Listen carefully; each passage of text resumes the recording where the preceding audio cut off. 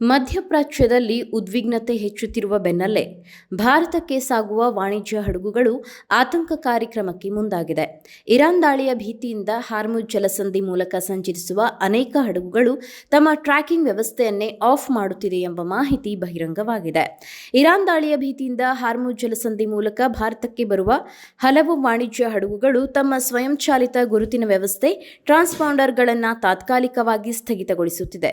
ಕಡಲ ಗುಪ್ತಚರ ಸಂಸ್ಥೆ ಕೆಪ್ಲರ್ ನೀಡಿರುವ ಮಾಹಿತಿಯ ಪ್ರಕಾರ ಪರ್ಷಿಯನ್ ಕೊಲ್ಲಿಯಿಂದ ಭಾರತಕ್ಕೆ ಸಾಗುವ ಸುಮಾರು 62% ಟ್ಯಾಂಕರ್ಗಳು ಮತ್ತು ಸರಕು ಹಡಗುಗಳು ಜಲಸಂಧಿಯನ್ನು ದಾಟುವ ವೇಳೆ ತಮ್ಮ ಟ್ರ್ಯಾಕಿಂಗ್ ವ್ಯವಸ್ಥೆಯನ್ನು ಆಫ್ ಮಾಡಿವೆ. ಸಾಮಾನ್ಯವಾಗಿ ಹಡಗುಗಳು ತಮ್ಮ ಗುರುತು, ಸ್ಥಳ ಹಾಗೂ ಗಮ್ಯಸ್ಥಾನದ ಮಾಹಿತಿಯನ್ನು ಐಎಎಸ್ ಮೂಲಕ ರವಾನಿಸುತ್ತದೆ. ಆದರೆ ದಾಳಿ ಭೀತಿಯಿಂದಾಗಿ ಈ ಮಾಹಿತಿಯನ್ನು ಕೆಲಕಾಲ ಸ್ಥಗಿತಗೊಳಿಸಲಾಗಿದೆ. ಪನಾಮಾ, ಲೈಬೀರಿಯಾ, ಯುಎಇ ಹಾಗೂ ಮಾರ್ಷಲ್ ದ್ವೀಪಗಳ ಧ್ವಜ ಹೊಂದಿರುವ ಭಾರತಕ್ಕೆ ತೆರಳುತ್ತಿದ್ದ ಕನಿಷ್ಠ 69 ಹಡಗುಗಳು ಟ್ರಾನ್ಸ್ಪಾಂಡರ್ಗಳನ್ನು ಆಫ್ ಮಾಡಿರುವುದು ದಾಖಲಾಗಿದೆ. ಅವುಗಳಲ್ಲಿ ಕೆಲವು ಓಮನ್ ಮಾರ್ಗವನ್ನು ಬಳಸಿದ್ದರೆ ಇನ್ನು ಕೆಲವು ಇರಾನ್ ನಿಯಂತ್ರಣದ ಮಾರ್ಗಗಳ ಮೂಲಕ ಸಂಚರಿಸಿದೆ.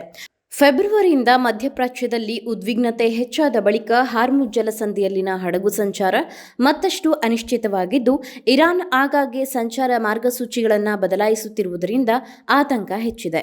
ಜಾಗತಿಕ ತೈಲ ಸಾಗಣೆಗೆ ಅತ್ಯಂತ ಪ್ರಮುಖವಾಗಿರುವ ಹಾರ್ಮುಜ್ ಜಲಸಂಧಿಯಲ್ಲಿ ಹೆಚ್ಚುತ್ತಿರುವ ಭದ್ರತಾ ಆತಂಕವು ಭಾರತ ಸೇರಿದಂತೆ ಹಲವು ದೇಶಗಳ ಸಮುದ್ರ ವ್ಯಾಪಾರದ ಮೇಲೂ ಪರಿಣಾಮ ಬೀರುವ ಸಾಧ್ಯತೆ ಇದೆ.